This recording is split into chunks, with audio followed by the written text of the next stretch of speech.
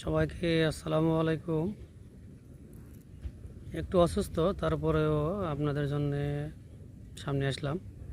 Malaysia তো calling visa খুলেছে, কিন্তু আসলে বিদেশ কাদের জন্য এটা একটু বলে রাখি। যাদের পরিবারে সামান্য ব্যাকআপ দেওয়ার মতো পজিশন বা জায়গা বা যেটাই হোক না কেন, বা ফ্যামিলির কোনো লোকজন আছে যে যাদের ব্যাকআপে তাদের ফ্যামিলির খরচটা প্রতি মাসে চলবে।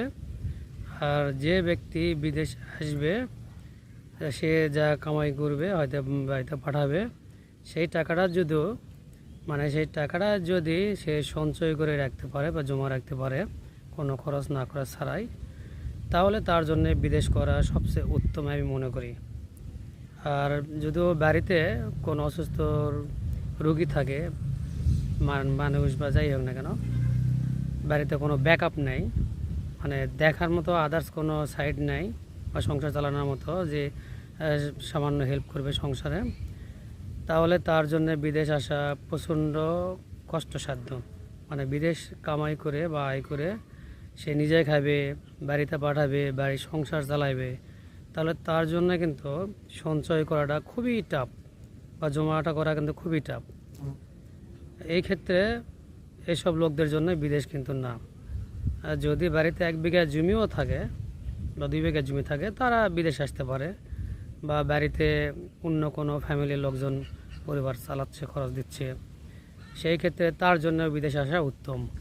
তাহলে তো বিদেশ আসা আয় করতে পারবে, সে নিজে খেয়ে বাড়িতে পাঠালো, সে টাকাটা সঞ্চয় থাকলো, একটা সময় তার একটা বড় সঞ্চয় হলো, সে দেশে গিয়ে কিন্তু কিছু একটা ভালো কিছু করতে পারবে। আর যাদের এই ব্যাকআপগুলো থাকবে না বা বাড়িতে অসুস্থ রোগী থাকবে, তাদের জন্য কিন্তু এই বিদেশে অন্তত মালয়েশিয়াতে কিন্তু আসা এবং আয় করে সঞ্চয় করা বা সঞ্চয় জমা রাখা খুবই কিন্তু টাফ। এই বিষয়গুলো মাথায় রাখবেন। আর দেখবেন যারা বিদেশ আসবেন বা মালয়েশিয়াতে আসবেন কলিংয়ে, দেখে শুনে আসবেন। কোম্পানির নাম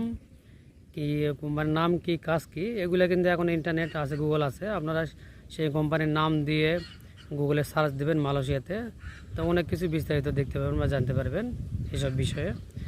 বিষয়গুলো জেনে শুনে তারপরে আপনারা বিদেশে আসবেন।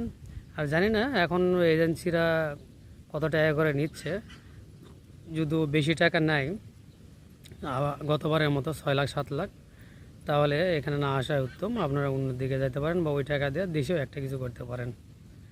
এসব বিষয় মাথায় রেখে আপনারা মালয়েশিয়াতে আসবেন, না হলে কিন্তু পরে আপনাদের পস্তাতে হবে। সবাই ভালো থাকবেন, সুস্থ থাকবেন।